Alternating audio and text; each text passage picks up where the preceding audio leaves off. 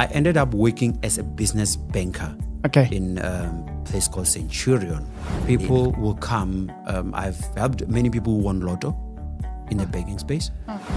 How do one leverage social media to their advantage? You're a small business, Yes. but then you want to use social media Yes. to your advantage, thus driving traffic to your business. Yes. But every single CEO, every single chairperson of a company has a smartphone, has a laptop. They go to social media like everyone else because they're humans. And we have 100 to 150 businesses that are joining every day. I think we have on more than 1 million views now. Social media. Actually, most of the clients that I have, I found them on Facebook, on TikTok, on all these social media platforms where I am. How did you source funding for your own business? Okay. What will then be realistic ways of raising capital if you're down there? More businesses. Because one thing that you must know, small businesses have one problem. Not money, entrepreneurship skills. They lack entrepreneurship skills. You can give them 3 million now. They'll go spend it on something that is not going to make the business grow. Now you can create something, that can work for all of us as small business. He said, yes, I always had an idea of starting an online mall. He created a place called bizmall.co.za. If you go now on YouTube, on Google, you can go search bizmall.co.za. It is there and small businesses are registering themselves.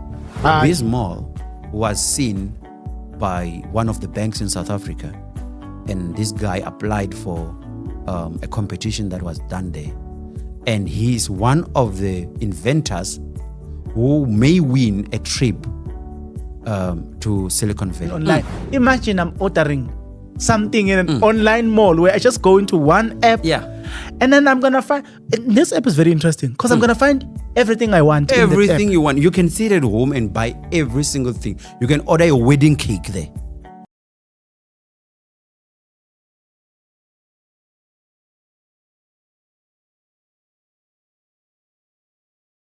If you want to start something, the question is, where do you start? Well, others will say, you go and ask for funding. Others will say, no, actually, that's not the first step. So others will say, you go and register a company. Others will say, no, that's actually not a first step. So what is the first step? Well, before we get into the first step, where to source funding, all these nice things, let's speak to people who have walked the path. People who owns their own businesses. He's going to explain why he names his business with this difficult name. The name is difficult to me because I'm not a vendor. But the name is important at the end of the day. The men have seen it all, have traveled. Banking sector, somebody knows him there by the, where our money is kept. What's your name? Maybe they want to know. My name is Chirizi Mawungu. Hailing from Limpopo. That's where I was born and raised and went to school. But then obviously because of work and everything else, I ended up in Gauteng, the land of gold. When did you decide that, I want to start my own company? We're still going to come back to your pedigree because it speaks for itself. Yes. So the decision to start my own company came when I was during my varsity years. I could not finish my third year, obviously, because of finance issues. But I decided, I'm going to apply for a job. And I decided to go to and apply, for maybe teaching at a private school. Maybe they will take me without a degree there. And my dad said to me, but you always wanted to work with money. Why don't you go and apply at a bank? And my girlfriend at the time also said the same. And I said, okay, if two people are saying that I must go and apply at the bank, why not? Printed my CVs. Went around the area in Thohoyandou and submitted my CVs in banks. And one bank contacted me and said, come for an interview. During the interview, I was asked one question. Where do you want, one of the questions, obviously, where do you see yourself in 10 years? I said, in 10 years, I'll see myself as a CEO of my own company. That was in 2005 when I started working in the bank. And immediately after that, I started working in the bank. I got a job without a degree, while others who had degrees did not get the opportunity. And I started working in the banking space. Obviously, before that, as a student, I used to work with different accountants. But 10 years later, exactly 2015, my company was registered. I became a CEO of Boronga Holdings. Okay. That's how it started. My interest is somebody sitting at home and say, wait a minute, let's interrogate this banking experience. Can you speak about your growth in the banking sector? Yes.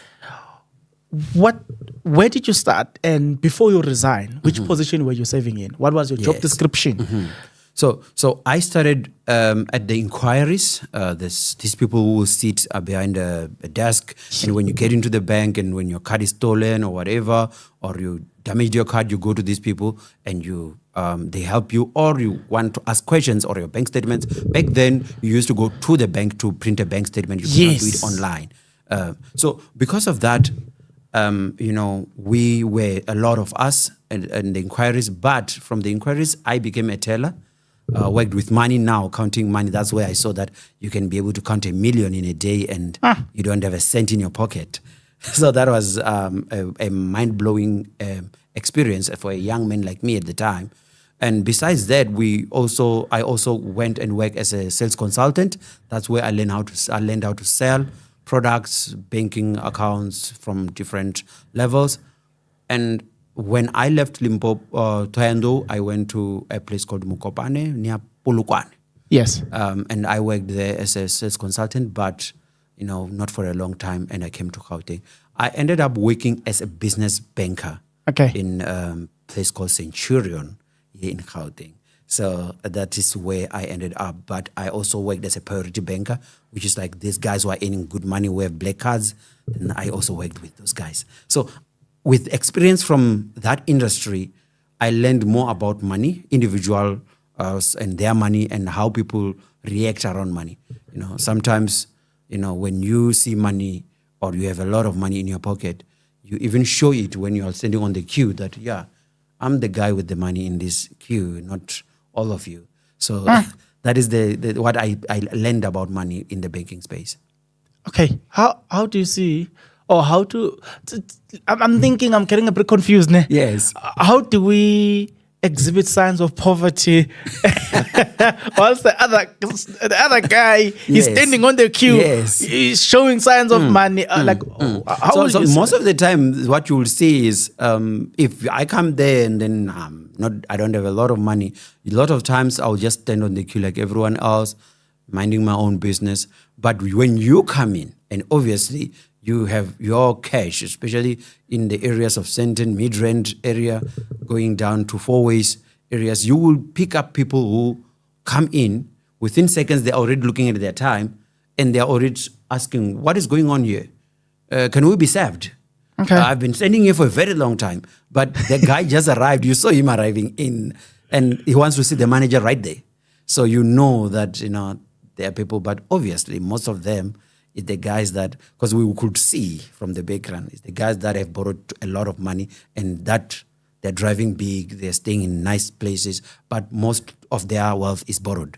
Okay. The guy who is rich, the wealth guys who have real money, they'll come in, former ministers, whatever, for business people, big business people, they'll come in, you won't even notice them because they will come in and queue like everyone else.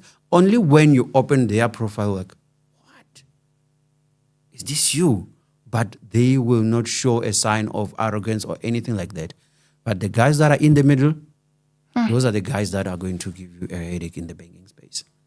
Oh, okay. What a lesson. What a lesson. Okay. And then what experiences or lessons you learn as a banker? Yes.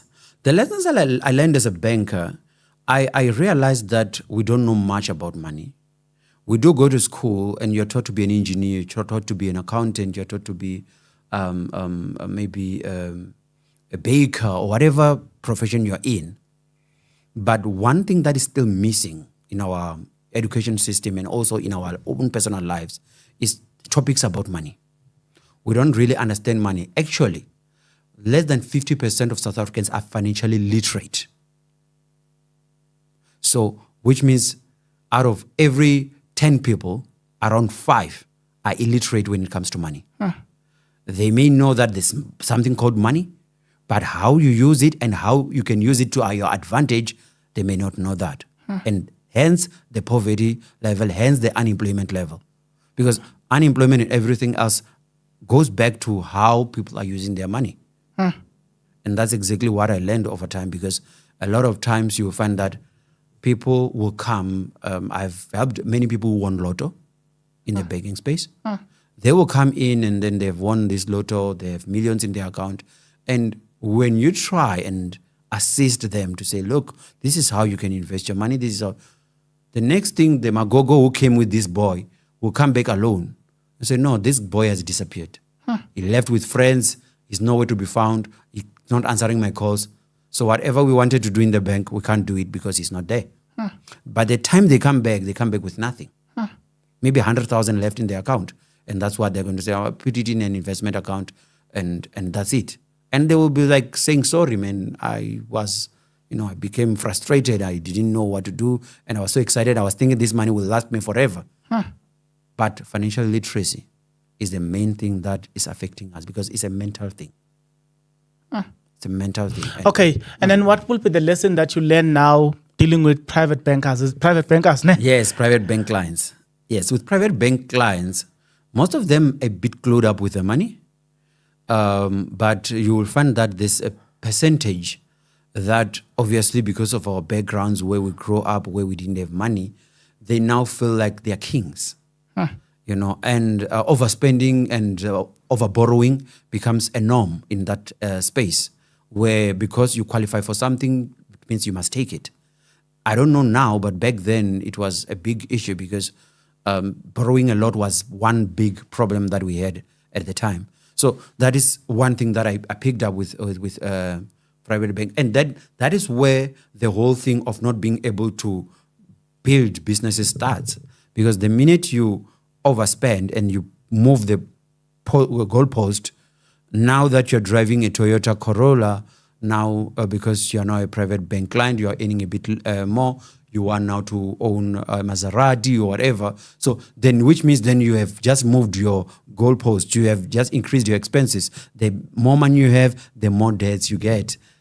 And you can't invest in assets like your businesses and other assets that can bring you money. So there's a lot of consumerism in that level. Okay. And then now you moved from banking now, then you start your own business. Yes, Here I start my own business. Yes. A question that everybody would like to know. How did you source funding for your own business? Okay. So far, I've never been funded by anyone in my business. What I did at the time was, because obviously I knew more about your banking space, I went into the space of the insurance space, where I will report to the insurance company once a week. The rest of the week is mine. I'm seeing clients that I'm going to be sourcing for the insurance company or sourcing clients for myself.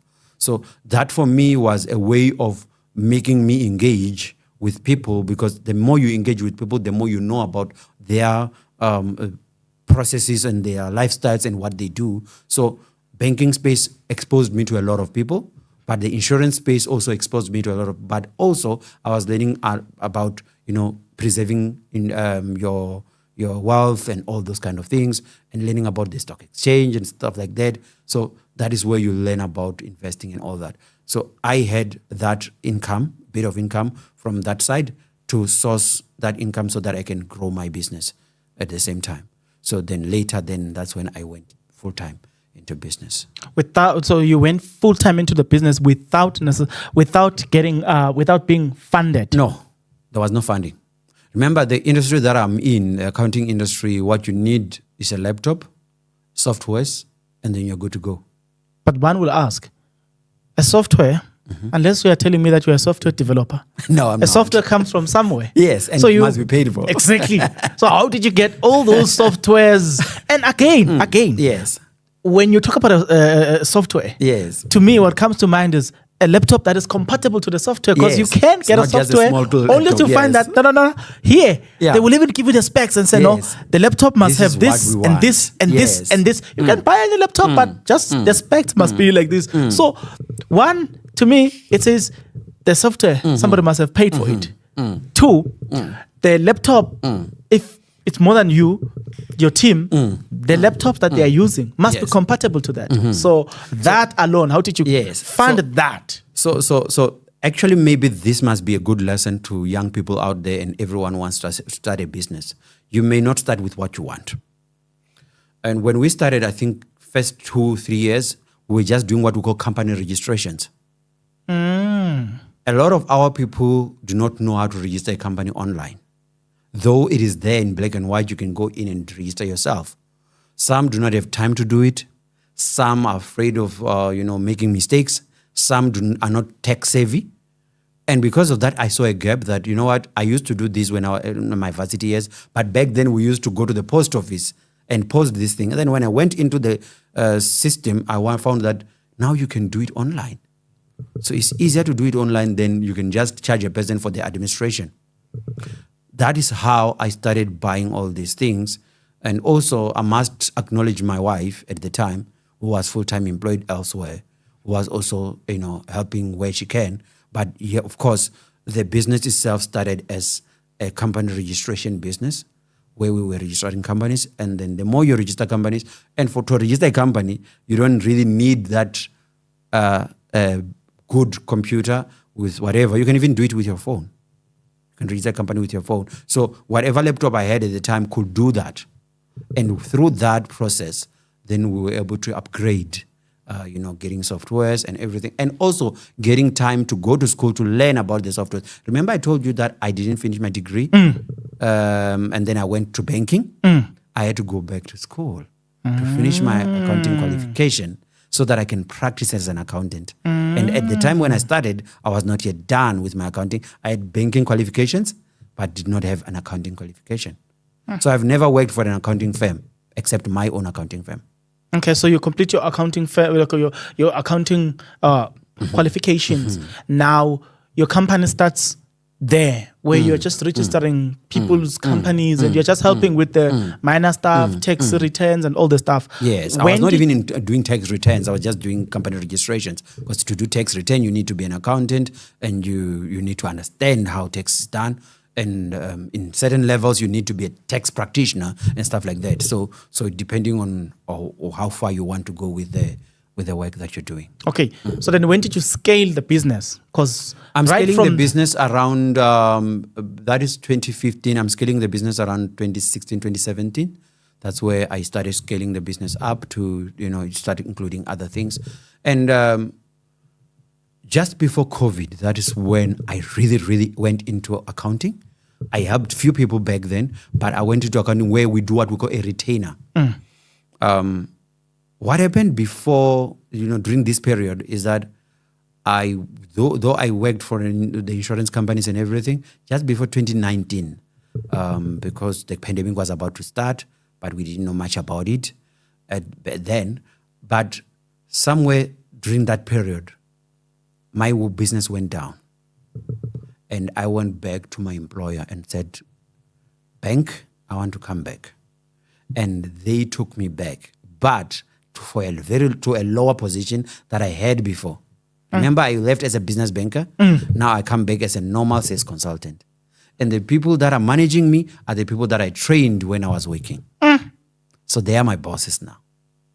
And I had to endure that so that I can get enough capital to come back into my business. So I went through that process of, pushing full-time jobs while working at night. So I will go to work in the morning, push the work, and then at night I worked in my business. And I disclosed, when I went back to the bank, I told them that I run a business and I'm going to divide my time between the business and you guys, 20% to my business, 80% here. And they agreed. That's when I met my first client. A man by the name of Dr. Jason Mshoka from Kenya. He's a Kenyan South African, being South African resident.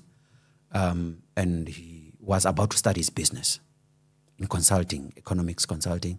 And he said to me, you come, I like you. I like the way you work. I helped him with a lot of things. But then at the end, this guy says to me, I want you to be my accountant, even though you are not yet done with whatever you're doing, just to do a few things for me. I said, okay, fine. Know what I did? Remember, I'm studying now. I'm finishing my qualification, accounting qualification. I went to my lecturer, Dennis Kabike from Zimbabwe, was lecturing me. And I said to him, man, I want you to work with me in my company. Be my partner. And this guy said, yeah, it's fine. And then we went and did a presentation to this client, and the client was happy. And that's how our first main client came from. That client is still there even today. Is it not the one whom you interviewed? Yes, I did interview him. Okay. He's doing interviews with TV stations. He's working with universities. He's working with the United Nations. All these big organizations. It's him. Yes. I saw him on your podcast. So that is the first client that I had.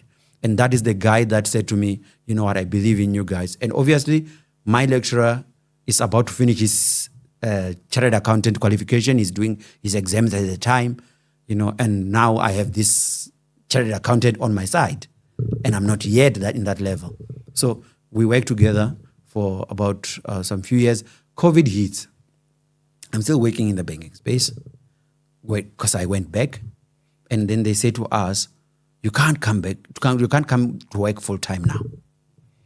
You must stay at home. We'll call you when we call you. But then they create teams. There's a backup team. They want people who volunteer. Wherever the branch is closed because of COVID, this team will go in and work after the branch has been cleaned up. So this team must stay at home and make sure that they are not infected with COVID, so that they are ready to help branches that are infected. So I chose to be in the team that will stay at home. And everyone was scared of that team because now, remember, if this office was found to have COVID, then everyone is scared of coming in because they don't want to die. But one thing that you must understand is that they will fumigate the place, they will clean it up, and it will be more safer than the other places that you don't even know that they had COVID. Then that, for me, that was an advantage. So I had to stay at home. While I'm staying at home, I don't have a company laptop or anything that I must work on, which means I must just sit and wait. I have a laptop, I have network, then that's where I start engaging with a lot of other businesses. That we are in COVID now, but as we finish COVID, when COVID goes, I'm going to be your accountant. And that's where I started sourcing more clients. And this client of mine is also bringing his friends. And that's how Uronga Accountants was born in just after COVID. Okay. Yes. So what you have highlighted so far is that this is a self-funding business. In fact, not self. Somehow, yes, self, because in the beginning, it child from your pocket. Yes, so you funded it was feeding from my pocket. Yeah. When you see a business, when you have a small business, think of having a newborn. They will need milk, they will need all these things that a child will need. They will need to go to school also. So look at your business as your child. And if you are not ready to have a child, don't be ready to have a business, because there's a lot of expenses that you will go through at the beginning. A lot of big businesses that we know took about 10 years to start making profit. So you may not may not stay in business, especially if you are not ready to spend. So you spend at the beginning. Okay. So now, speaking about the fact that one spends, and look, one will have to spend in the beginning. What will then be realistic ways of raising capital if you're down there? The thing is, no one wants to fund you down there, because actually they will ask for your financials. You can't have financials before you even start working. And they will want to see if you're making a profit or a loss most of the time. And you can't prove that until you do it. So a lot of times the minimum that they can ask for is 6 months of financials, management accounts that show that you have worked for this long, maybe around 260,000 of of revenue that you have brought in. So at the beginning, obviously, I knew that funding was not going to be easy, but it is possible for some to get funding at the beginning, but it must be a very good idea, not an ordinary business that anyone can start. So you need to prove that this idea will work. So for me, at the beginning, what I can say to people is that start with what you have. If you are going to start a studio like this and you just have your phone, start with your phone. Interview people with your phone. We'll see that the quality is not that good, but at a later stage, you will afford to buy the assets that you need, and then you'll be able to go big, and everyone will start, following you and doing all that. You answered the question that I'm about to ask, because I wanted to find out how can one use these available tools to create a bit of funding. But actually, what you said is that it's very interesting, because when I started, I used to, my phone is still there. Yes. When I started YouTube, Yes. I started YouTube back in 2018. Yes. But I only started taking YouTube serious in 2021. There I was using, to build my YouTube channels, I was using, I used Huawei Y7 Yes, 2019. yes. Wow. I used it until as YouTube started paying me in 2022. That's when I said 2022 April or March. Yes. Or March or April, I'm not sure. Between the two, then YouTube started paying me. Yes. From there, I continued to building this. I continued building this thing, and then I bought lighting. This Yes, light yes, was one of the first lightings that I Yes. bought with the money made from that phone. Yes. So I bought 3 of these ones, but then I decided later on that I need to upgrade. Then I had the LED panels. Yes. From the LED panels, in fact, before then, I then decided that I'm going to buy, I bought a camera, Canon Loco 70D. That was my first camera, Yes. bought from the money made out of that phone. Yes. So then we had to relieve the phone now, Oh, started yes. using the camera Yes. with this lighting, and then from this lighting, upgraded to the LED panels. From the LED panels, then I have a lot of them here. Ones were I use them to decorate the background.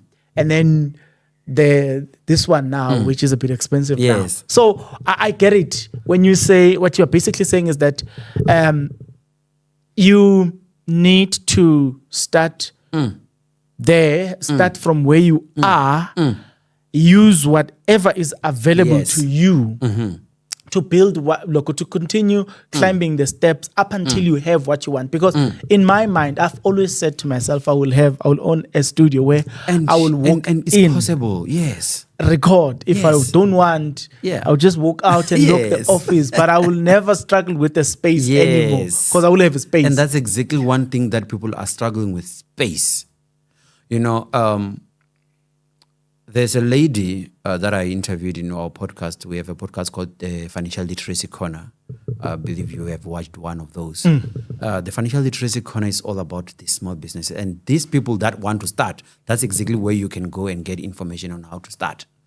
Podcasts like this will give you that information. Let me just make a promise that what I'm going to do, I'm going to put a link into the video description here that will take you to this channel. Thank you so much. Thank you so much. There's a lady called Nkoli. We met Nkoli on a social media live that we do every morning. Because remember, small businesses do not have a morning meeting. Small businesses don't have a morning meeting. And that is why sometimes we wake up very late because, where am I going? It's my own business. I'm my own boss. And sometimes we become lazy and relaxed. So we have created a morning meeting for small businesses that want to be part of that on social media, where we, from 8:30 to 9:30, it's me and other small businesses. We're talking every type of topic. It can be accounting, it can be company registration, it can be compliance. Sometimes we invite guests that have made it in business and professionals, just like the podcast that we do. And we came across a girl called Nkoli. Nkoli has no job at the time. She used to do, she's a therapist. She used to do massages. And Nkuli now is coming to us and saying, but look, I don't really have that courage anymore because I stay in a township. People in the township they are not these city people who will want to be massaged and all that. Plus, I don't have a place where I can do massages. I do have a bed. I do have all the lotions and whatever that is needed for me to massage a person, but I cannot because I don't have a space. And I cannot do it in the township because township people do not want to do these things. What do I do? No, we said start with what you have. You have a bed. So which means a person can lie on that bed. Then just come and think of something that you can do. You know what she said? I'm going to create a mobile spa. Which means now, as long as I have a bed, I can book you and come to your house. You have a property, which means I can do that in your property. Okay.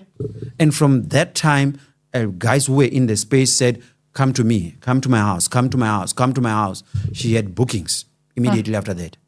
All she had to do was to organize herself, get an Uber, get inside with her bed, come to the house, and then massage your family. And this woman has been doing that for the last month to 2 months. And she's making a living out of that. She's taking care of her kids. She doesn't have a place yet. But what is her aim? Is to have her own space like you. Okay. But she started with what she had. Wait, you just said something very interesting. Very, very interesting. How do one leverage social media to their advantage?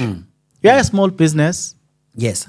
but then you want to use social media Yes. to your advantage, thus driving traffic to your business. Yes. How do people or how should people do it? I made a lot of mistakes before with social media. I love history. I love history so much. And if you go to my TikTok, my personal TikTok, you won't see much about business. You'll see more about history. The history that is not written. I'm not talking about the Jan van Riebeeck history. If you're Zulu, I want you to be researching about your Zulu culture. Where do you come from? Who are these people that gave birth to us? Vendors did not have any privilege to be appearing on any history book. So I wanted to find out, are there archives of vendor photos or any videos that I can find online that I can share with people? So I used to go and collect this information on Facebook, put it on Facebook, and then people will like. But then I created my TikTok profile where I put this. Because for me, I wanted to learn how these people survived for all these years before colonization. And my history is more about pre-colonization. So, but then through that, I learned that, our people employed themselves and they worked for themselves, most of them, back then. And without bashing my page, that page did not bring me money. Because obviously people who are coming there are just coming there to see history. And that's not what I do. I'm an accountant. Then I decided to open a different profile for my business. For years, that profile did not bring anything in. Until somebody said to me, 2023, we had a guy who used to do lives. And he said, you must go live. You must teach people things. You know accounting, but you assume that everyone understands balance sheet. You think that everyone understands income statement. So why don't you go live and teach them about these things? Don't go there and tell them that I do accounting and I charge this much. I do this and I register companies. No, that's not what they want to hear. They want to benefit out of that. And for years, I dragged until the beginning of the year. And the funny thing about it is that I'm getting interviews. I'm being contacted by SABC radio stations, SABC TV stations. I'm being contacted by local radio stations. I worked with UNISA for almost a year. And they're contacting me. They want my content. But I'm not using this content to my advantage. Until then, when I decided, I'm going to do this on my own. Woronga Holdings profile now hosts, lives every Monday to Friday. And we have 100 to 150 businesses that are joining every day. I think we have on more than 1 million views now of the live. So for you, all you need is a smartphone, that can take a video and you go live. If you're baking, show us how you bake. If you're a sportsman, show us how you run, how you play football. That's what we want to watch. While watching that, we are going to start following you. We're going to start, making your business benefit out of that. So I don't know how many clients I got from social media. Actually, most of the clients that I have, I found them on Facebook, on TikTok, on all these social media platforms where I am. They contact me from there, and then we start doing business. So that does not limit me to Pretoria, where I am now, which means I can help you from Cape Town. I can help you from KZN. So I have clients all over the country because I'm not limiting myself to my village or my township. All that you are saying is there is power in how you use social media to build your company. Exactly. And your brand. And the thing is, how much time do you spend on social media per day? Either you're going to be consuming content or you're going to be creating content. That's what you're going to be doing on social media. So you cannot be a consumer on social media and be a consumer also in real life. Because that's what we are. We're consumers. Consume everything. When the minute you have money, YouTube gives you money, then you're like, oh, where do I spend it? A lot of times, people will not buy these cameras that you bought. They'll buy alcohol. They'll buy all these things. They'll go entertain friends to show them that, I'm getting money from YouTube now. But you compromised a lot of expenses that you could be busy with, and then you said, I'm going to buy a Canon camera. I'm going to buy this. I'm going to buy my light. That is compromising. You're buying assets, and now you're sitting in your own studio that you don't own. And it's because you invested in this and you thought of the assets instead of the expenses. You know what's nice about it is that I always tell people that there's nothing that I don't know where to find in this studio. Because I never sent anybody. No, you did it yourself. Anything that is in the studio, I'll tell you where you can point anything. Yes. And no matter how small it is, I'll tell you this one. Yeah. I bought it there. The price was this. And that how does that feel? The feeling, man. The feeling. Something else, it's very fulfilling. It's very fulfilling when you walk into your own office studio and you feel very comfortable. Even with the way how it looks, you feel very comfortable. Yes. And that's your product. That's your own thing that you created for yourself. And you envision it and you create it. And by the way, the motto of our company is envisioning the future. So Buranga Holdings envisioning the future. Even the logo itself talks about that because it's a moon that is penetrating a circle. So we are penetrating, we're opening up the future. We're envisioning the future. And that is why we said to ourselves, we are not going to be that accountant at the corner of the street where the local guys who are having bakeries and everything go there and get business. We are not going to be confined in South Africa because we have clients who are Kenyan, who have businesses in Kenya, we have clients who are in UK. We don't limit ourselves. Why should we limit ourselves when the world is open? So it's very interesting what you're saying because I want to attest here.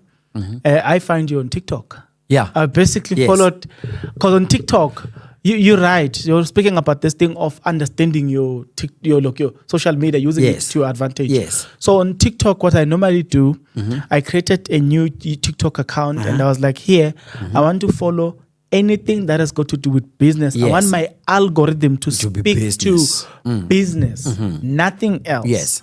So that's basically how I found you on TikTok. So it is true. When I then came across one of your video, then I was like, I want to go into the profile. I want to see what they talk about in this profile. Because I can't invite a person who has 2-3 videos, but the rest of the videos has nothing to do with the business. So then when I looked at the profile, and I was like, hey, there's something on this profile. There's something on this profile. So you look, I just want to attest here that surely, indeed, I myself found you because of your social media. Yes. And that is one thing that people don't realize. People watch social media so much. You know, there's a guy called Ontatile. His company is Digital Nix Code. He's a self-taught programmer, IT guru. I mean, everyone wants him. This guy went through a very bad patch in his life where he was scammed his apps and stuff by a certain country in Africa, a certain company in one of our African countries, and he lost The millions. famous country which is known of scamming people, ne? Yeah. So so you can go watch that on our YouTube, the Financial Literacy Corner. He's going to be we'll premiere him not long, maybe before December. But this boy, same thing as you going to our TikTok. He goes into TikTok, he's just browsing, he comes across the live, and then we're talking about business compliance. He stays there, he's like, this is exactly why I went into trouble, because even SARS went after him after that. Because they saw money coming in, though he didn't even benefit out of that money because it had to be paid back to whoever. So he's now giving up. He has given up. He's sitting at home. He has given up. He's just browsing on his phone. He comes across the live and then he's, okay, let me watch. See other business people talking and all that.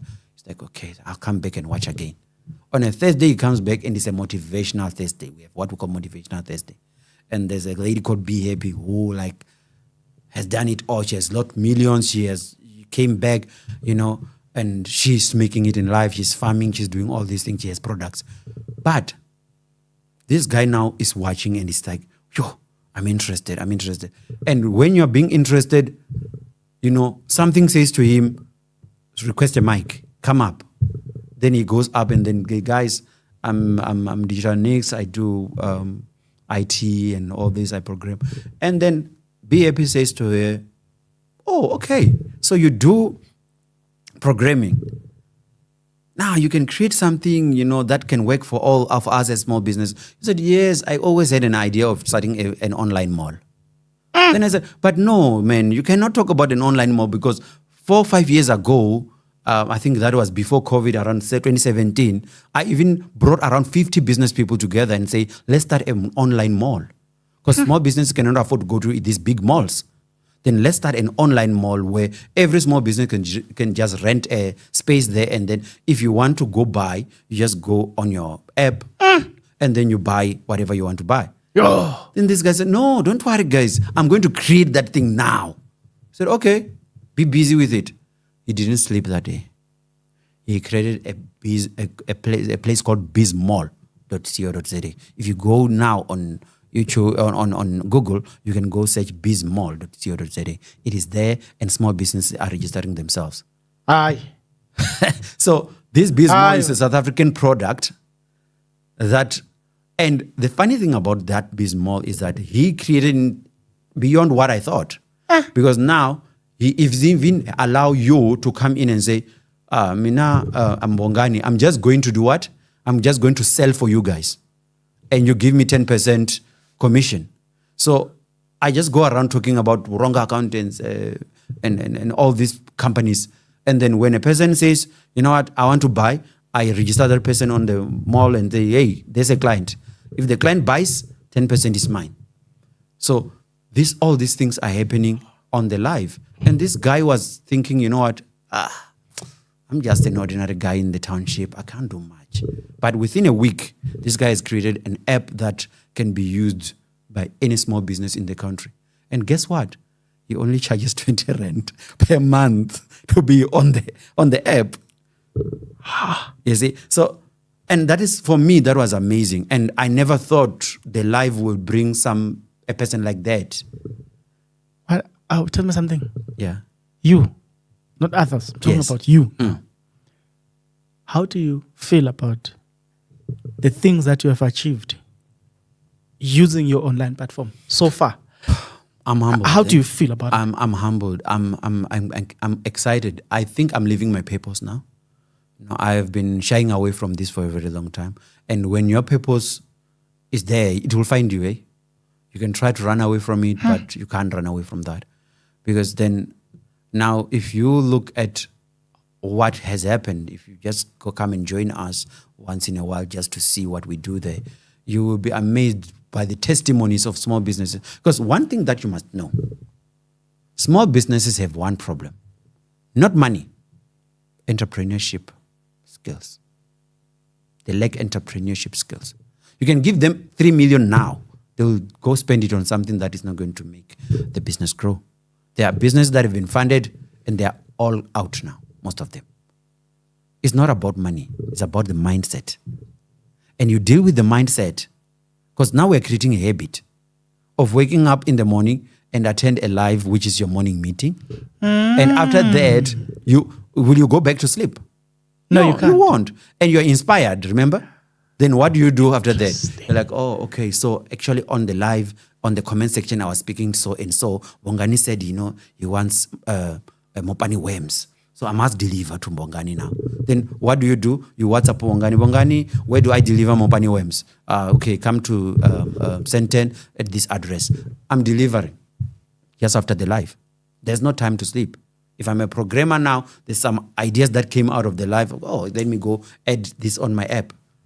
And that's how it works. Jesus. So all of us are waking up early in the morning, prepare ourselves, attend the live. Because sometimes you even have to bath to attend the live. Because I can call you up and I switch on your camera.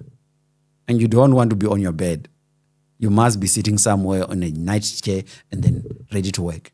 Like a business person. Like a business person. Because you need to take yourself serious. Exactly. Before other people can take you serious, you need to dress the party.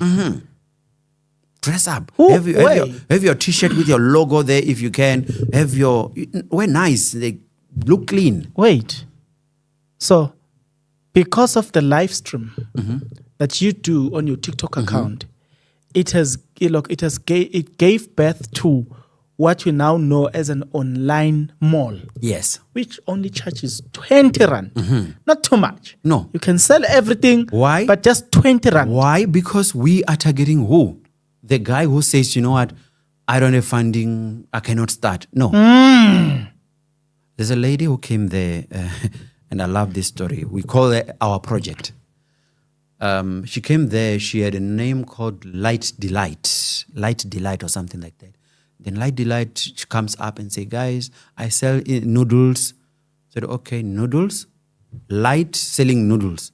Okay, fine. Light, tell us more. No, actually, I'm selling noodles in my village, in my township, sorry. And the people that were supplying noodles to people on my behalf found out where I'm sourcing my noodles. Now they are buying straight from the supplier and they are coming to sell in the surroundship and my business is going down. So I don't know what to do. Then I said, who said you must sell in your township alone? Why are you selling in your township? Why are you in their level when you were supposed to be above their level? Number one, change your name from Light to something else. Maybe in noodles something. Then she said, oh, that's a good idea. I'm starting a new page and I'm coming back to that page here and you guys are going to be my first followers. That night, she started a new page called Instant Noodles. If you go online now on TikTok, go search Instant Noodles. She changes the name, she puts the name Instant Noodles like what you did with the algorithm thing on the other page that you have. She did that. She opened a page, Instant Noodles. And from there, people start following because they are seeing noodles. The first thing they ask is, and she even had videos that she was just keeping in her phone where she was going to collect noodles. Boxes of noodles and everything she's collecting, she's buying and whatever. And people start asking, where's your factory?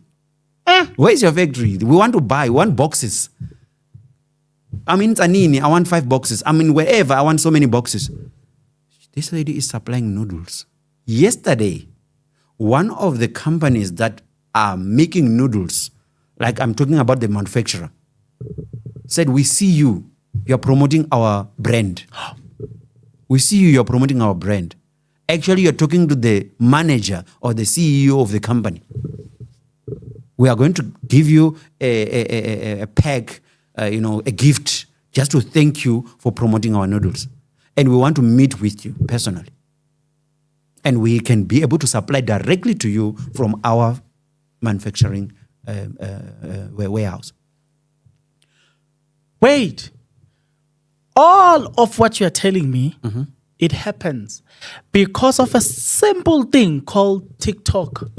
And a simple thing called smartphone. Yeah. Which everyone, not everyone, but almost everyone has a smartphone. South Africa is because of that, that thing has helped somebody to connect to a CEO of a company. As we speak, probably a big deal will come out of that meeting. Yes. Now she has a direct access to the direct company. access. If, for instance, she was buying the same box probably at 100 rand, there's a chance that going forward she will be buying the same box at 70 rand now, because she's buying directly from these people who are Exactly. very happy to see this person promoting their Yes. brand. I mean, I want us to focus on this. Yes. All of this, Yes. it is happening because of a simple thing. Taking your time to go on a social media to market your business. yes. That's it. Can come in. That's it. So, believe me, every single company want to penetrate the townships. Every single company want to penetrate the township. They want to get into the township. But sometimes, because obviously of the stigma and all these things that are happening, the looting and everything, the crime rate and all that, some do not know how to penetrate the township.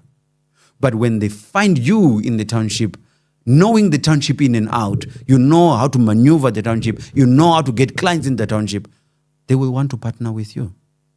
And the question is, where will they meet you? Because you cannot go to their offices. They have gated, offices where when you get to the gate and say, I want to see the CEO of so-and-so company, obviously you won't have access because you don't have an appointment. You don't even know who you want to talk to. But every single CEO, every single chairperson of a company has a smartphone, has a laptop. They go to social media like everyone else because they're humans. But when they go there, will they find you? Yeah. Oh. This podcast that we are doing here now is seen all over the world. It's not seen in South Africa alone. A person in Kenya can watch this. A person in Tanzania can watch it. Even a person in the UK or the US can watch this. Bizmall was seen by one of the banks in South Africa, and this guy applied for a competition that was done there. And he's one of the inventors who may win a trip to Silicon Valley. Wait, please, let's come down a bit here and say it a bit slow again. What is Bizmall? Just to remind somebody, what is Bizmall? Bizmall, like any other mall, you can know Mall of Africa, Mall of the North, Centene Mall, is a mall. But this mall is online. And this mall promotes small businesses that cannot afford to go to a real mall or even afford a building for themselves. They can't afford to rent a slot Yes. or a space Yes. in a big mall. Yes. So instead of renting a space in a mall like your Mall of Africa, Yes. they are renting a space online. Online. Wait, so that's Bizmall. Bizmall was created by who? By Digital Nix Code through the conversation we had on our live. So does this man has money? No, the guy has no money. All he knows is tech. He just know how to The point I'm create driving apps. home with my questions is that you don't have an excuse because there's a skill that you have. There's a skill that you were born You with, just- and the sometimes the problem- skill that you learned. The problem is sometimes we want to channel the skills that we have into the formal way or the Yes. traditional way of doing things. And so if we are kicked out of that, then we cannot penetrate because our mind says it can only be this way. Yes. But Bizmall says, no, man. There must be an online mall. Something that you can hardly think about an online mall. Hardly. But when you think about it, in a world where everything is online, imagine I'm ordering something in an online mall where I just go into one app. Yeah. And then I'm going to find, this app is very interesting because I'm going to find everything I want. in that Everything app. you want. You can sit at home and buy every single thing. You can order a wedding cake there. You can order Mupani Wems if you eat Mupani Wems there. You can order your noodles for the kids there. You can find IT services. You can, if you want to create a website, you can go in there and look for an IT specialist. And just like what you do when you go to the mall. If you want to fix your phone, you go to the mall, there are guys who are fixing phones. If you want a pouch for your phone, you can go there and get it. If you want bread, you can go to there. If your keys have been broken, you can go to the mall and get them to fix your keys. Exactly the same way. If you want a massage, you can go to the mall and to a spa in the mall and get that. Same thing that you find in the online mall. But I want you to remember that it all started by someone who decided that I'm going to create this platform. Well, I'm sitting with that person who decided that I'm going to create this platform Yes.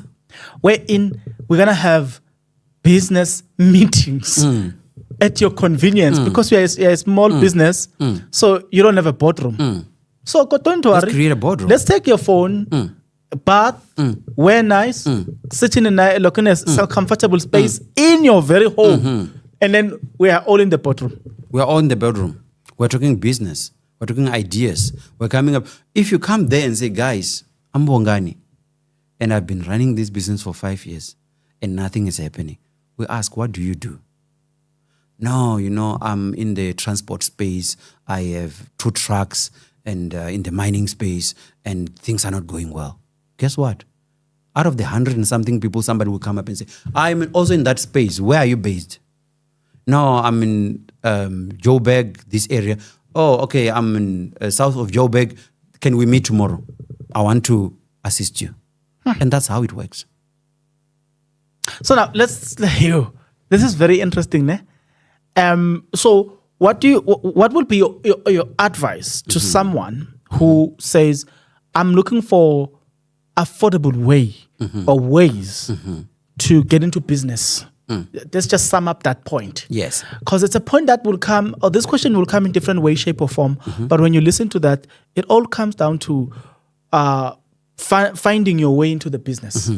So one will say, I want to start something, but I need an affordable way of going about it.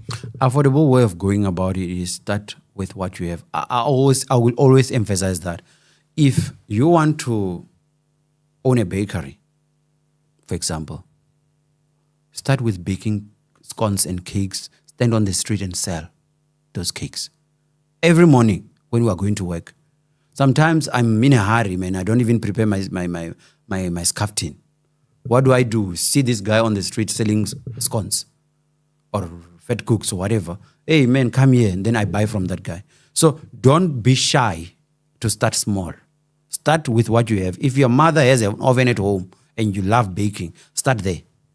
Bake there with what you have.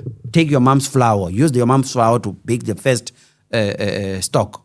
And then from there, start to grow from there. If you're going to start a photography business, get that smallest camera ever that you can get. Start with that and then grow bigger as time goes. Same thing applies when you want to be an accountant. Start with what you have. I started with just company registrations. And from there, then I grew. I'm saying, and that's what we always say in our lives, there's no one who's coming to save you. No one is coming. They can be it investors, be it whoever. They want to be guaranteed that their money will come back. And they're not going to invest in you when you don't even believe in yourself and what you do. So start small and get advice. Because a lot of times we are so proud in such a way that we don't ask for help. Come to lives like ours, come to podcasters like yourself. Say, man, I just want a chance to come and talk about my business. Maybe people will follow me. Maybe people will come and buy from me. How much did I pay to come to this studio? Nothing. I didn't pay anything. You invited me, you brought me here. It's free. You didn't make me pay. So there are places where you won't even have to pay. So the money issue is a no issue. Whatever you have. Sometimes you may say, I'm so poor in such a way that I don't even have anything. Go wash dishes for somebody. Go wash clothes for somebody. Get some money out of that. Because we're so embarrassed. I have a degree in whatever, on social worker or whatever that I did. Now I cannot wash dishes. I cannot do clothes. I cannot work in a restaurant because of that. That's fine. So I cannot work in a restaurant because of that. And that alone is not enough reason for me to say you cannot be able to run a business. So a business should be done, should be started from what you have. Look around right now where you are. Look at the things that you have around the house. What is it that can be used as an asset to help me start a business? If I cannot have anything, I have myself as a human being.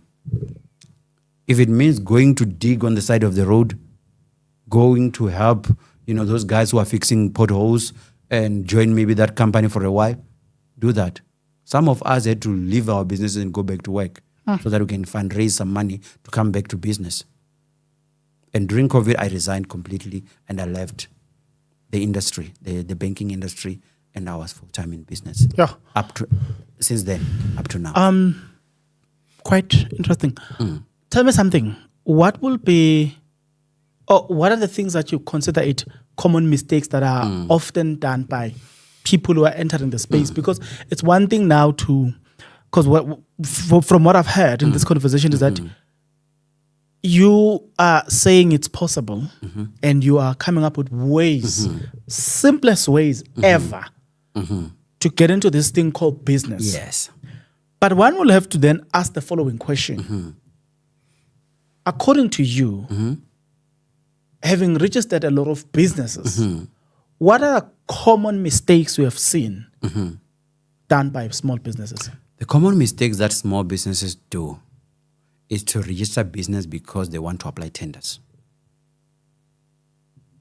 A lot of businesses are starting not because there's a vision, not because there's a need for them to exist, but because somebody said you can apply for tenders. And all of us register businesses all over the country, and we are registering because there's tenders out there and we're going to apply for them. But what if you don't get that tender?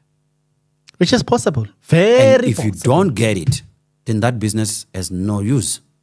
Because you don't have a vision, you don't have a mission, you don't have a goal that you want to reach because you never thought of that. You just registered because of there's an opportunity to get a tender somewhere. And even if you get that tender, when the tender period is finished, what do you do with the business? That is why you drive big cars today and tomorrow morning you're working on foot. Because that tender that you were relying on is gone because it's not permanent. So that is one mistake. But the other mistake is not taking too long to formalize your business. Because when money starts coming in, it is nice. You want to live the life that you never had. But you don't really focus on formalizing your business. What am I talking about? I'm talking about being a company that is registered, registering yourself as a company or whatever you can register yourself as, but a formal business that is separated from the owner. Because if somebody comes here and say, you know what, whatever you did something that I really want to sue you for, they will sue everything that you have. They take everything. They take everything from you. But if it happens that you have a business that is registered and everything that you do is done under your business, who are they going to sue? They're going to sue your business because a business is a juristic person. Which means that is not me. That is my business. It's not me who did it. It's my business. So my business will be responsible. But as an individual, I might be spared. So registering your business is very important. And the other thing that people don't do, if me and you now think, you know what, we need to start a Chisanyama down the road. Because at the corner there's a lot of guys who are working and they don't have a place to eat during lunch. Let's start a Chisanyama there. Then as brass, we just go out and then start. Do we have contracts in place? How much percent am I getting and how much percent are you getting? Maybe I have a full-time job somewhere and you are relying on the Chisanyama. And when month ends, I want half of the money and you take half. But you say, but you're working. How can I take half and you take half? So you need contracts in place. So these are the kind of things that a lot of businesses close because they lack the knowledge and the importance of contracts. At the beginning, it's very easy to work together. But until somewhere, somehow, the Chisanyama now registers with Uber, registered with Takealot, registered with whoever, and then the supplying of this meat is becoming more. When spaza shops say, you know what, you can supply us with raw meat, then we will sell it to people. And then you start supplying that. And you see 500,000 coming in. You see 1 million coming in. You see 2 million coming in. And remember, at the beginning, maybe you agreed that you're going to take 20%. And there's 5 million in there, and this guy is going to say, you know what, I want 80% of the money, and you're going to take 20. That's where you're like, man, you're robbing me now. And that's where all fights in business start. So partners fight because there was no proper agreement at the beginning, and they closed down. So there are many good ideas that came about, but they just disappeared because the lack of understanding of what a contract does. Because if I argue with you 10 years later to say, but you said it was 50-50, and the other one said, no, I said it was 40-60. You go back to the contract and say, but the contract that we signed, all of us, says this. And there's a memorandum of incorporation in a business. And a lot of people don't read this thing. When you register your business, you get a lot of papers. Out of those papers, there's an MOI, Memorandum of Incorporation of the business. Those are the rules that a business must follow, the Companies Act. And by just registering that business, you already created your own constitution. So these people do not really, we don't get to that level. You're right, and I'll tell you something. I have been the recipient of that, where there is an agreement in place, and there is proper agreement. There's money injected in the business. The person then decides, don't want to show up. Most of the time,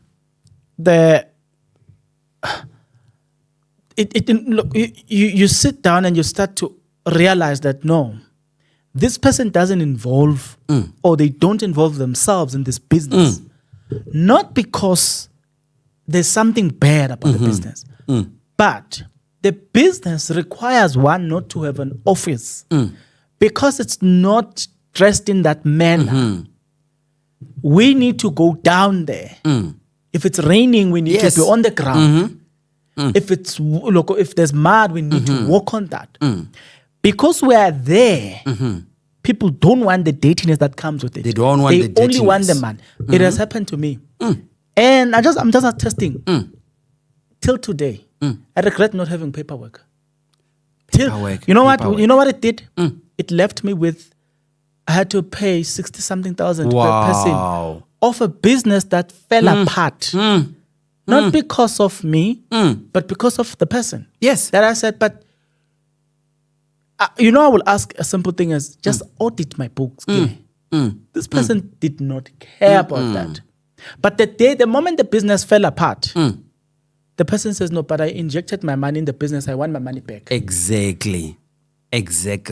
Well, you can win that in court, especially because in court they work with proof. Yes. You can win that. But I realized then that if only I had paperwork, yes, I would not have been in this mess. Now, the second one, I had paperwork. Yes. So I have this paperwork. Then when I started this, before this office became what it was now, had people working with me. Signed contract and everything, agreements. People decided to make a U-turn there. Okay, I could have sued, especially this other one who went on to create the very same thing that I was doing, and forgetting that in that contract it is stated that you can't do. You can leave, but you can't leave now and open exactly what we were doing here. I can easily sue that one, even if it's 2 years down the line, because what they then did was they created that thing instantly. The moment they left here, they created that whatever they created, which I'm not going to give you an idea. They created that that business or that thing that they were doing online, that they are doing online, and I'm reading them. I'm like, this one, I've heard a story where you do that in a company, they allow you to accumulate money. Once you have accumulated money, they come back and say, by the way, you use this and this and this, and you know it's illegal.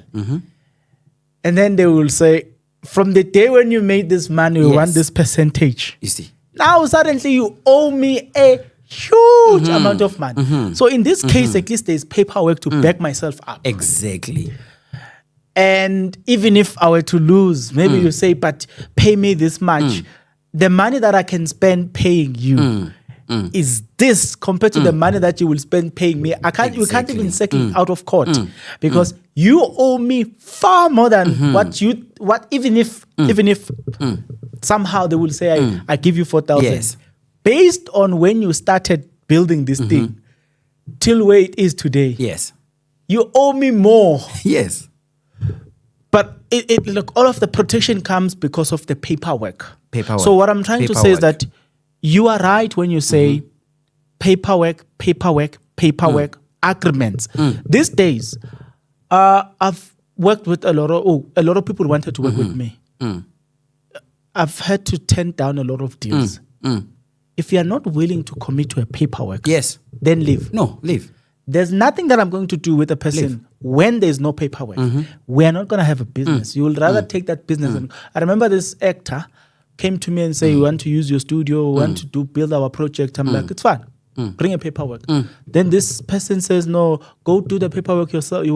Then bring it to me. I'm like, no, you're the one who wants business from me. Exactly. Do the paperwork. If there are clauses that I don't agree with, I'll tell you. Yes. Then we'll change the clause. But otherwise, do the paperwork and bring it to me. So I just want to attest to the issue. Business, look, paperwork. Look, that thing. It will save you. It will save you. Very true. Very true. And when you are talking about acting, you're talking about creatives. I myself, I'm a poet.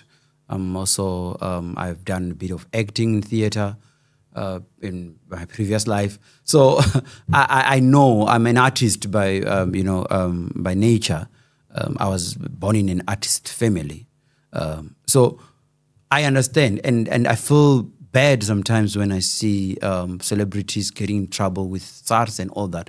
But at the end of the day, it's all about, we're thinking that, I'm just a creative, I'm just a soccer star, I'm just an actor, I'm just a musician. So whatever money I receive, that is fine.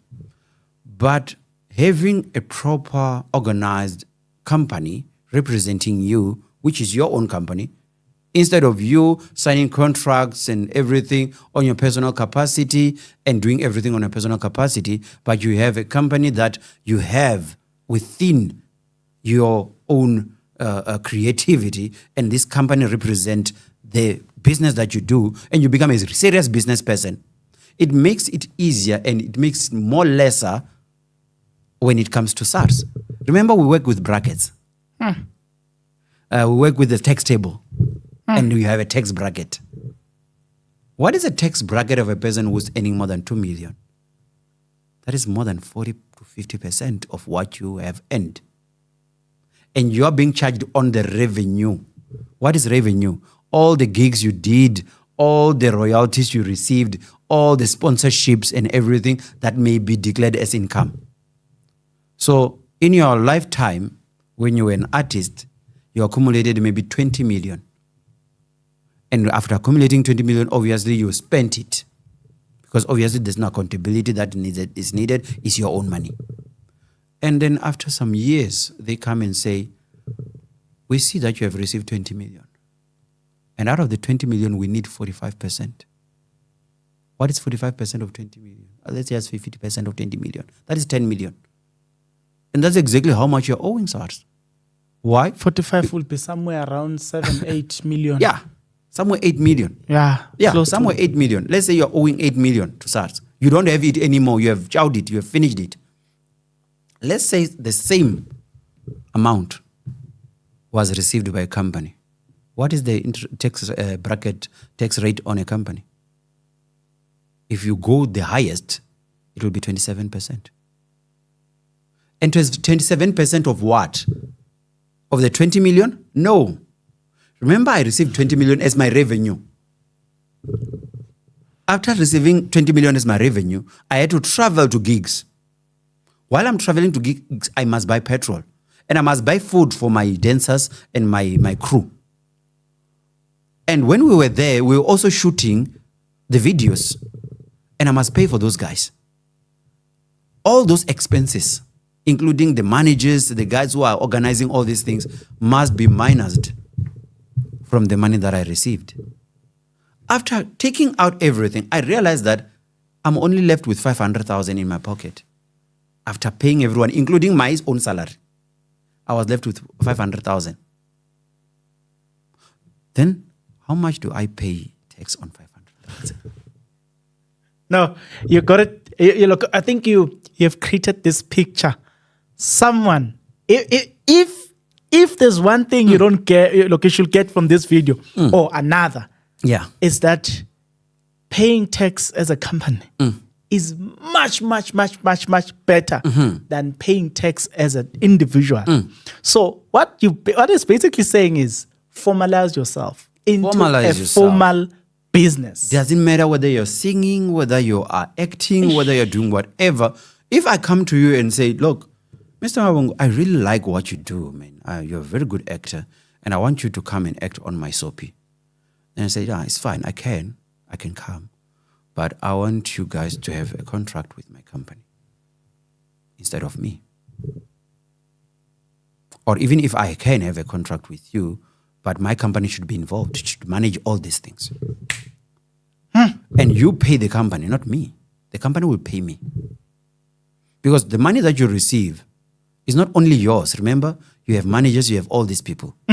Why then do you want to channel money to your pocket and then pay these people from yourself or maybe or ever? Even if the money must go to your manager first and the manager must pay you, he must pay your company. Can I tell you? Can I give you a different angle? What he's saying, very important.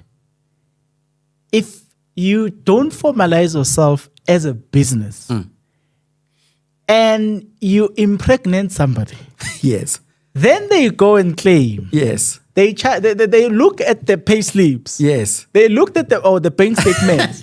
The bank statement says, no, this person can afford a maintenance of 10,000 rand a month. But if you were a business, you can say, I can safely say personally, God's willingly, 2 years or 2026, I make a 500,000 rand from YouTube. I can say that I made 500,000 rand. But when I say I'm basically saying my company, your company, the company that I work for, yes, it used me to make 500,000, 500,000. But it doesn't mean that I'm going to get paid 500,000. Yes. It means I will continue getting my salary, probably a bonus that month. Yes. To which I performed well. Yes. So when you look at my videos, I'm doing interviews online and you think, I want more money. I want increase. Then you rush to maintenance court. And then you get there and then I produce the documents and then they bring the video. I'm like, I said it. Well, I'm working from this company, which is still my company. But I'm working for this company. So the money that I made there, you're right. Here's a statement. It went into the company. Here's a statement. The company paid me this much. Yes. And they will have nothing to say. So what you're saying. Yeah, so that is a very good example. And guys, there are times where you are buying things that you can't afford. Because if I'm an artist and I get into a contract with a certain TV channel and I'm doing something there, or I'm a musician and I'm making money there, that when the money comes, which I still have to pay everyone else, the bank sees that money as my income, my gross. And the minute they see that as my gross income, what will that do? It means then now I'm going to have a situation where the total 500,000 that you're talking about is recognized as my income. And what car will I qualify for if I'm making $1 million a year? I'll qualify for the latest whatever big car that I can get. Then I start living beyond my means. Oh yeah. Because now, remember, we're looking at the gross income. But if the money goes into a company and I know very well that I pay myself 60,000 a month, then I'm going to qualify for assets that a 60,000 rands employee who's earning that much can get. I'm not going to get an amount that is beyond my what I can afford. So let's be realistic. Let's not paint a picture that is not correct. Because 10 years down the line, There's a new artist in the industry who's doing far much better than you, who's getting more gigs than you, and people forget about you. But if you had a business that was making a lot of money and you're only paying yourself what you need to survive and also to live a good life, and the rest of the money is going into the business, then you can start thinking, do I want to go into buying another business and run it? Maybe build a student accommodation, maybe do something with this money, maybe start my own studio under my company. And when things don't go well for me anymore in this industry, I already have something to fall back on. What you're saying is basically this business would have helped you to understand how to run a business. With that knowledge, when the days are dark now, or suddenly when you, because people can see, especially but again, you wouldn't notice these things if you don't, if you're not that smart. Yes. But yeah, if you get people who are smart around you, if you hire researchers in your company, they will tell you your brand is going down. Your brand is going down. You used to get this rating. And it's slowly going down. Yes. Then they will tell you even when to quit before you are done. They will tell you when to. By the time it gets to the point of quitting, if you are running it as a business, you would have noticed that, you know what, I'm going down now. Let's say you are moving from 10 to 9. 9, 8. Then you can see that, okay, they will tell you that, okay, probably it's going to take 3 years for you to reach number 4. Yes. Number 4, we don't want that spot for you anymore. So when you get to number 4 or 5, you are retiring.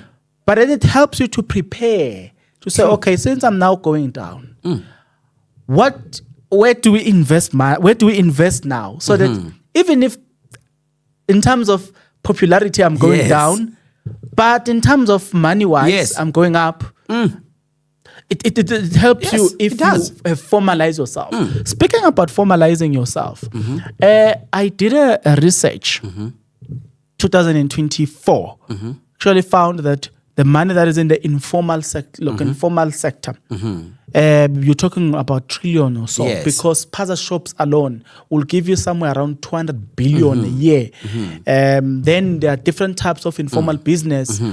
So what's your advice to a person who wants to operate in that space, like the lady who's selling noodles? In fact, all the people that you have spoken about, for me, they are still in the informal sector. They are still calculated. Or some of them, yes. Most of them, they are there.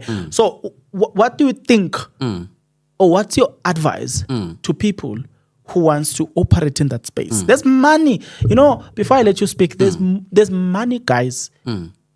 Hey, Ekas. There's money. That's why big companies. In fact, before I let you speak, it's not a coincidence that Shoprites, at some point, 2023 or so, research says Shoprite has made more money that they can purchase Pick n Pay, all Pick n Pay cash. But where does Shoprite operate? You'll never find Shoprite in the suburb. Never. They are always Ekas. It makes sense why Pick n Pay decided to push more of their stores, which is Boxer. They are now pushing more with their Boxer stores. They are penetrating the gas system. Why all companies want to penetrate the gas area? Because that's where the money is. December of 2024, before Christmas, in 2 days, just 2 days, people purchase alcohol worth of 7.7 billion. December alone. But if you were to calculate, majority of the people who purchase that alcohol is black people. So there's money, Ekas. Yes. Since there's money, Ekas, what's your advice to a person who want to operate in that space? My advice is that for you to be able to compete, I'm not against funding, but if you are getting a grant or funding, you should get it at the right time. When you know that whatever you're going to do now, you know what you're doing, and you are going to be able to pay back the money if it's needed to be paid back. And even if you're going to get a grant, you're going to get a grant that will benefit you. So I would say to an informal business or a person who's starting a business in the township, get your paperwork in order. Look at what happened with the spaza shops. The spaza shops were not formalized for a very long time. And what started happening? Started having issues. And now for you to operate a spaza shop, you need a sort of a license. You don't want a situation like that to happen first for you to be formalized, because now you're being forced.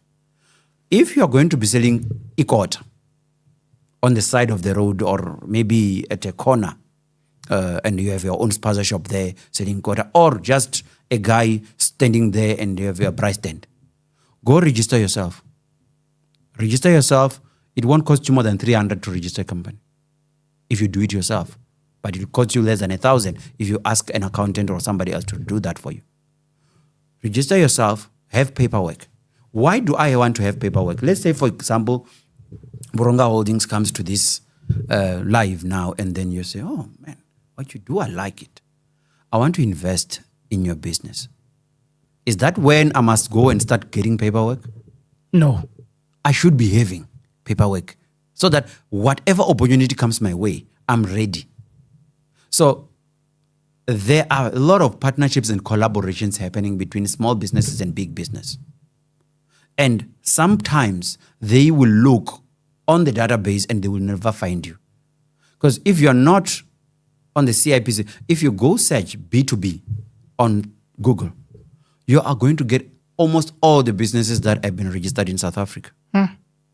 Even their directors, they're there. Why? Because whatever company that is registered, I believe this website go and retrieve the information. For international companies and people who will want maybe to do business in South Africa, to be able to look and say, I'm looking for a company that does, that can be able to sell meat in the township on my behalf. And they will go search there. There are times where companies are going to government and say, you told us about BEE and getting black suppliers. But where is your database where we can get the suppliers? They don't have anywhere to find them. Why? Because informal sector, for me to know that there's Brad Dave who's selling chicken somewhere in Mfulo South, it's very impossible if I'm staying in Pretoria. But for me to go to the CIPC website or whatever website where companies are registered or are there to search for that kind of business, is very easy for me to find. So I'm saying to small businesses in the townships, formalize yourselves so that when opportunity comes, you are ready. Even the government itself these days, they have the informal sector grants and everything. But most of their grants, they will ask for company registration documents. They will ask for financials. They will ask for tax clearance certificate. They will ask for, Department of Labor, letter of good standing, all these things. You need to have paperwork. You need to have proper contracts. You need to comply. And then it's easy. There's a lady in Limpopo who, one of the stores, the chain stores, was looking for a supply of eggs. They went into the township and they are saying, guys, is there anyone that you know that can supply us with eggs? Where there's a lot of chickens that are laying eggs, egg layers.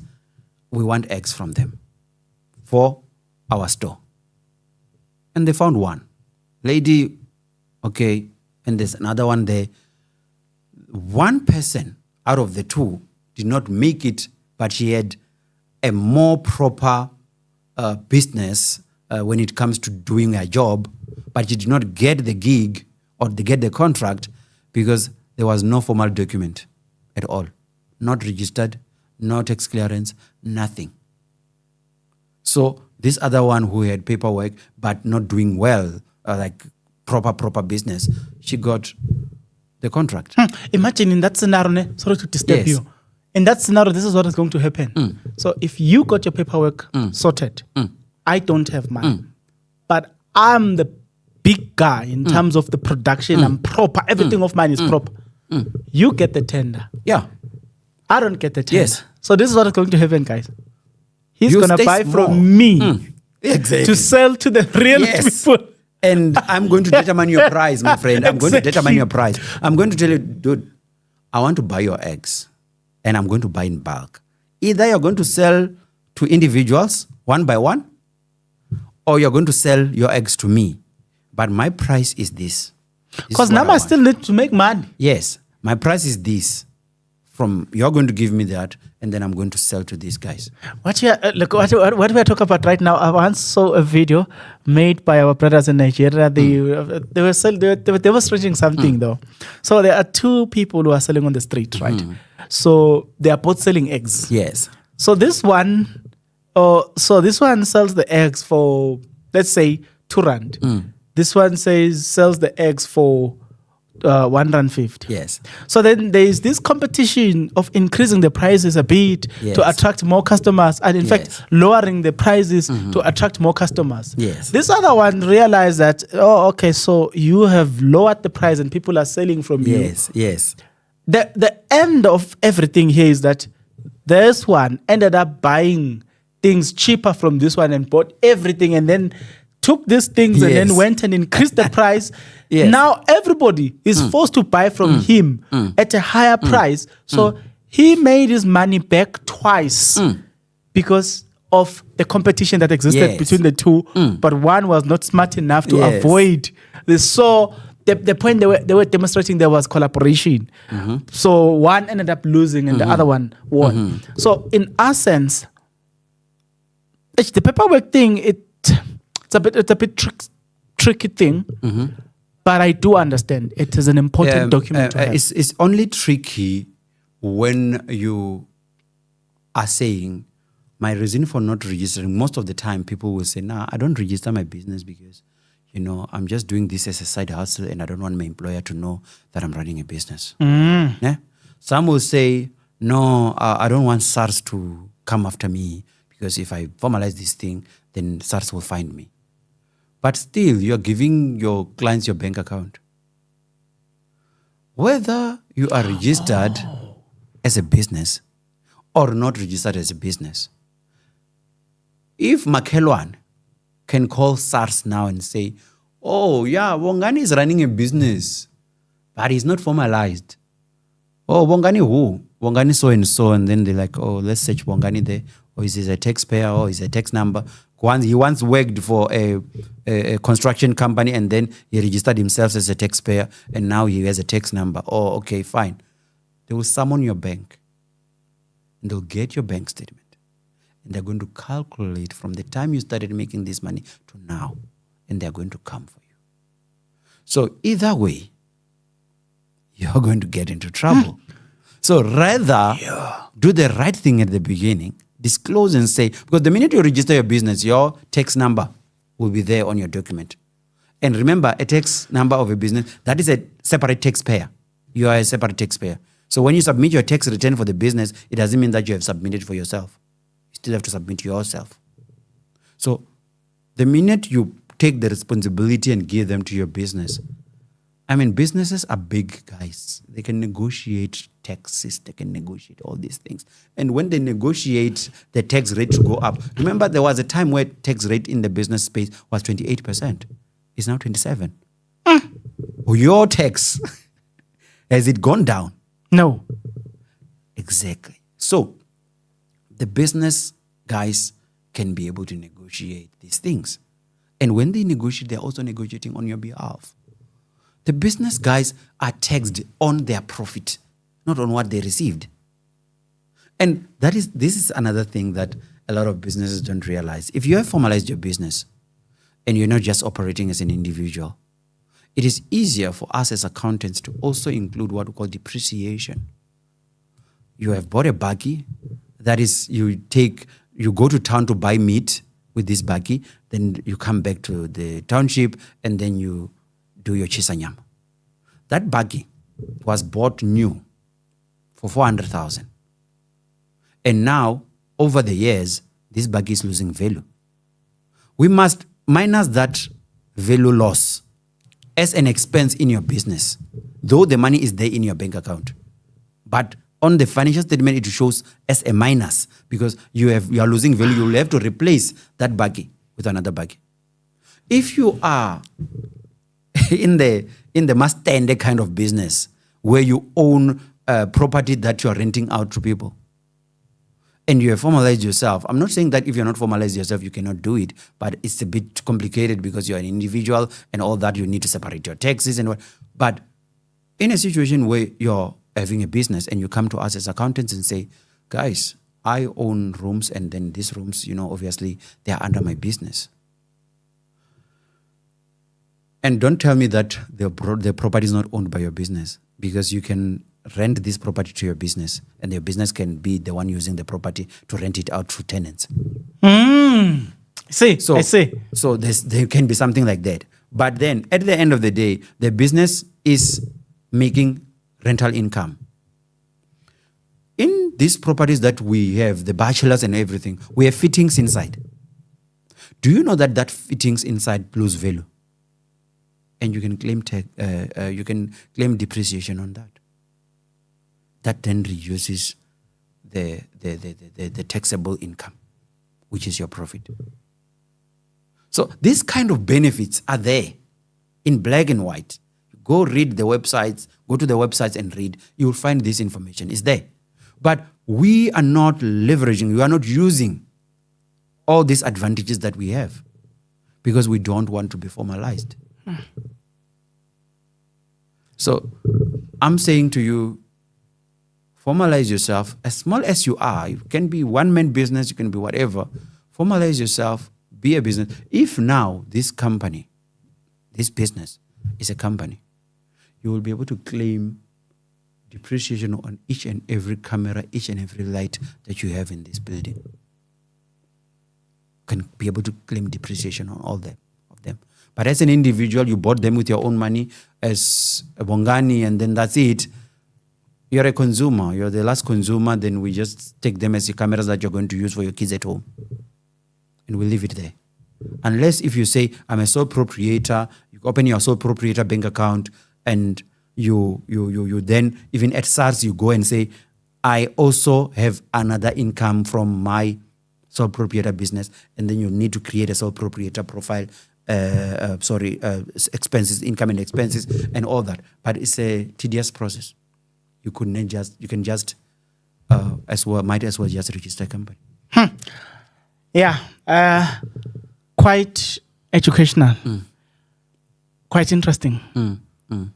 But boring, eh? Not really, because one is in this space. Yes. I personally will tell you, when I say to you, I know where I bought what, when. I know everything because it was bought by me. Everything that I have here, I will first do the research. That's why I know everything. I will do the research and say, okay, I want to design the podcast this way. So how best can I do that? Yes.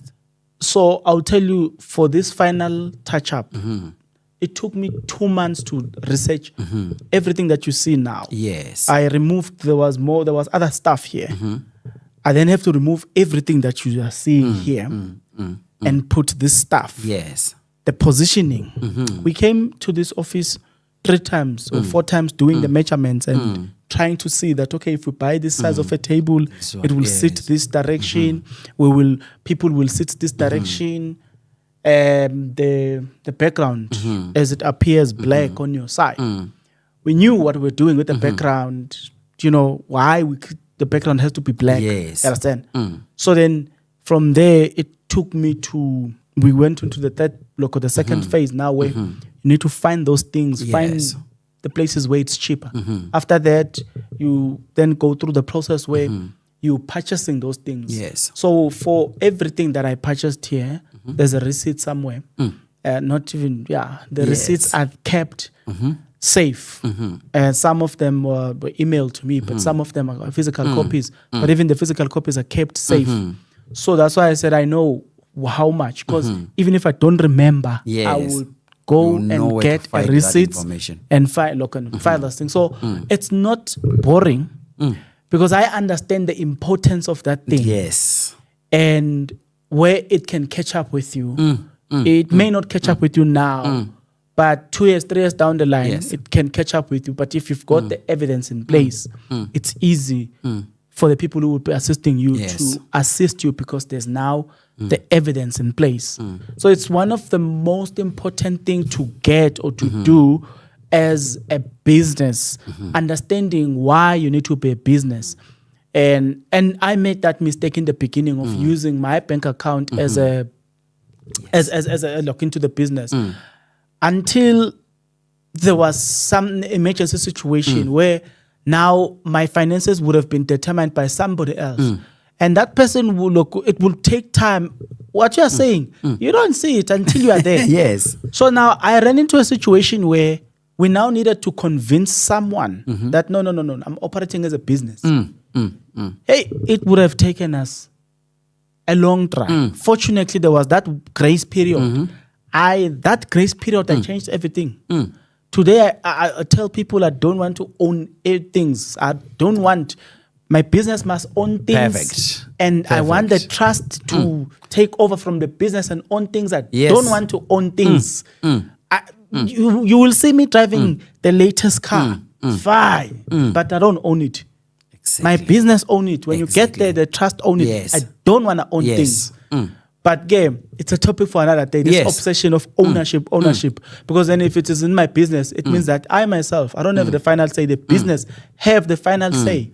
So I was even contemplating of taking my phones, everything, and put it under business because I don't. Now I reach a point where I realize I don't want to own things. And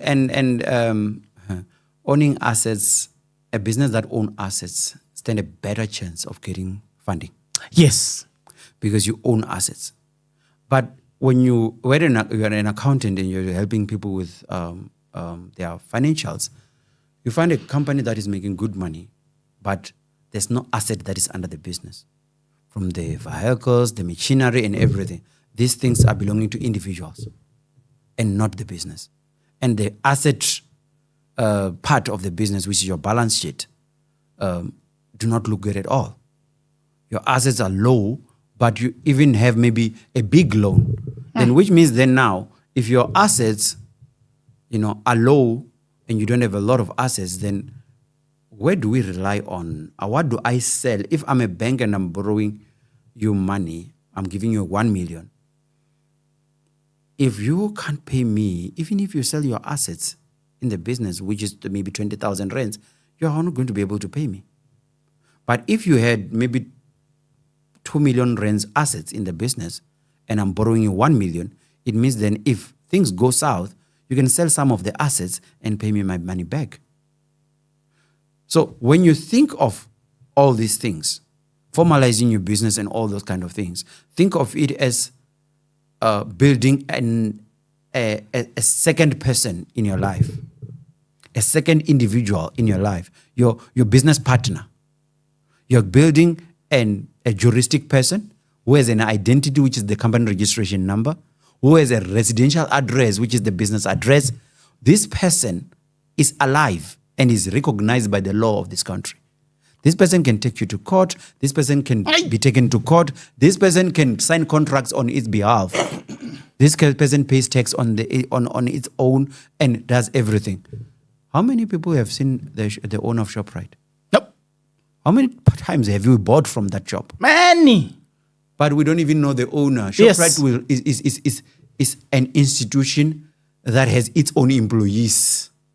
Who are able to make decisions for the institution. Who are in fact hired to make decision for the institution. Exactly. And when you sign your contract, you're signing a contract between yourself and ShopRite. If you've got a problem, you don't have a problem with the owner, you've got a problem with ShopRite.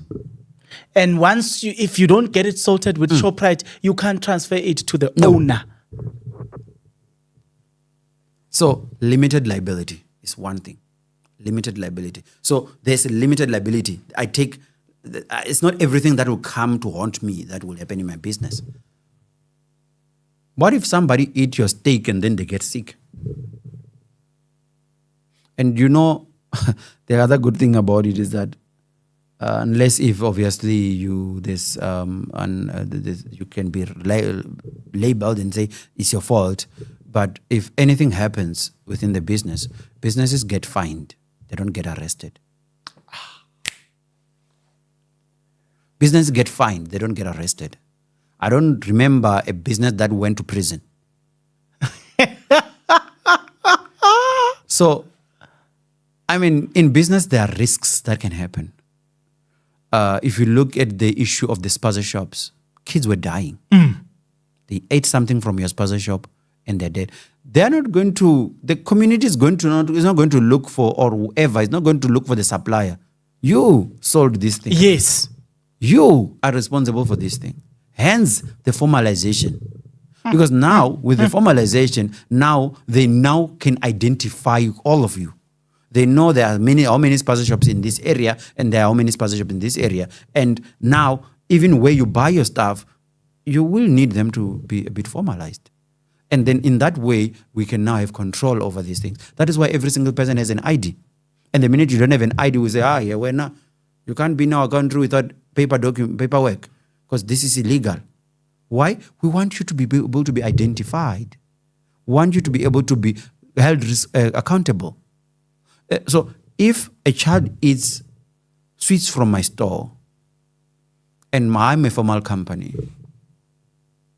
and I have all the paperwork and I have all the certificates that are needed, but it happened that there was an error that happened, and maybe there was too much sugar in the sweets, and then the child got sick.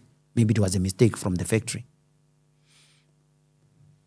Mabungu's Spaza Shops goes to the media and say, we as Mabungu's Spaza Shop recognize that there are sweets that have been bought from our shop that are not good for consumption. Can all the people who bought sweets from our shop return the sweets to us? Then we will return them to the supplier, who will take responsibility, and then maybe we will bring more sweets. And how many times has that happened? As we are talking, sector? As we are talking, you know what, you are reminding me of something. Normally when people are complaining about mines, I've never heard them saying, arrest the people, the management. They always say, we want money. They let them compensate us. Yes. Tiger Brand, there was something with the Apollo and all the stuff. They did the same thing. They removed everything on the shelf. The complaint is not about the company getting arrested. It's the company compensating. So it's always boils down to compensation, because we are dealing with the company. It's very interesting that even though we don't have the laws of a company registered in our mind, or we don't know them, but our approach when we deal with individuals, it's different than when we deal with companies. Companies, we say compensation. Individuals, yes. You see, so that is why then with sponsor shops, you were targeting the owners. It's going straight for them because they're there. You can go straight, go and ask a chain store and say, I want to see the owner. You'll never find him. Yeah. The other thing with formalizing your business, there's a potential to grow.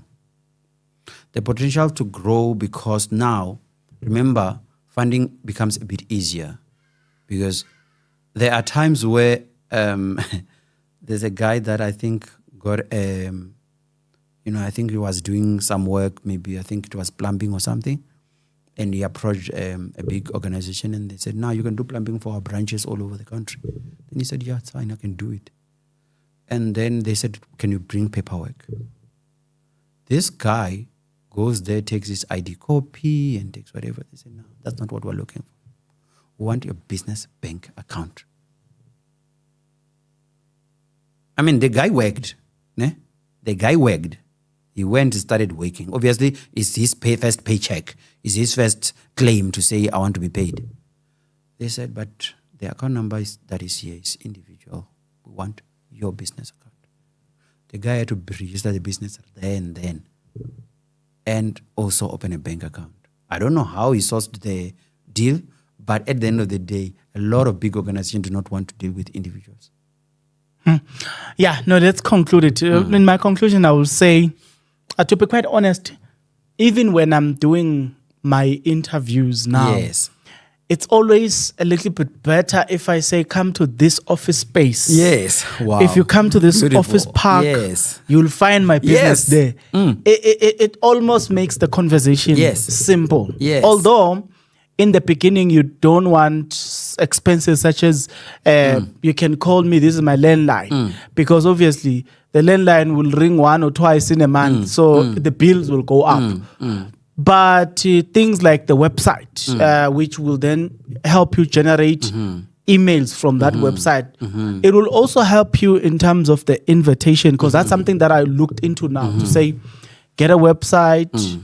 And then the website speaks to your media company. So when I send an email as an invitation to a guest, it doesn't come from me. It doesn't come from my personal account, but it comes from my company. Yes. A company so and so is inviting you on the wow. things. And that looks good. Exactly. That looks and then you, for more information, please email blah blah blah info at blah blah blah. It just looks professional. So I say that to rebuke myself too, because I still need to go through that period too.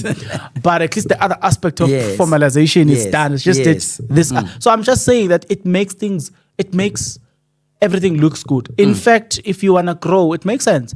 Because if you want to grow, you also want to say, for instance, if it's a business, you can go to the office, you'll find so and so, they will help you record. I don't have to be here. I can just delegate people. Yes. Should there be any problem in that regard, again, you are blaming the company, not me. Because me, I've got the systems in place to produce this thing. Yes. Once the systems in place, I've hired people. Yes, I can take accountability, but also in court, it's arguable because you are operating as a business. I know this is the owner. No, the owner assigns people. Then now it's about the court going through the processes, checking. No, systems were there in place, but humans are humans. They deviated from the system. Then obviously they are going to find me, but they will realize that I followed the right things to do. So formalizing. It makes sense. Now your last word. Use your camera. Your last word. Oh, my last words to all small businesses is that, every single thing dies, including businesses.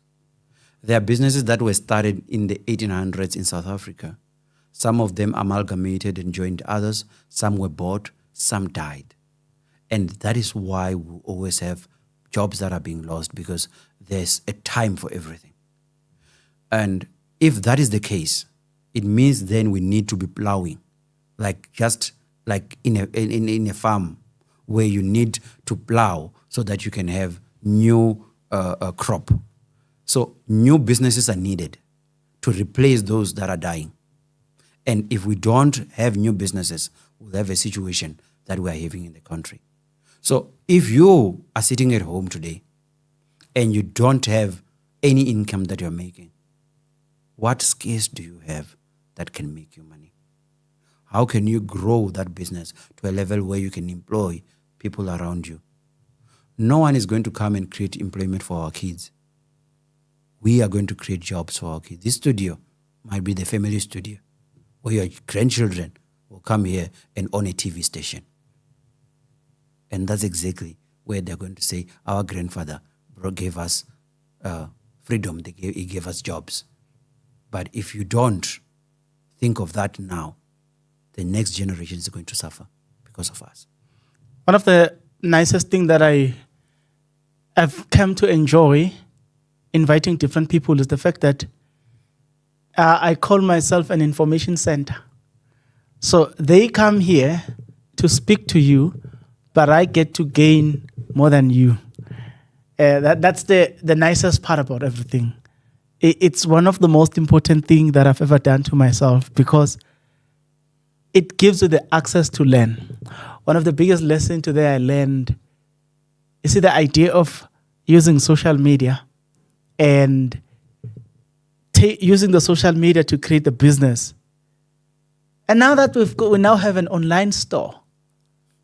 Online mall. Yes. We know about online stores. Yes. But now that we've got an online mall, it's one of those things when you are swimming in information. I'm swimming in information. But lastly, what it does, it helps you when you are sitting at home thinking about things and you are going through and you're like, what is life? What is this business journey? When you look at the interviews that you have, the conversations that you happens to be part of, it helps you with growth. It helps you understand things, and that's one of the most important things that I've ever done to myself. So with this interview, we are going to do a bit of meditation as well. The nice part about it is that I'm the one editing everything. So I get to listen even more. See you on the next one.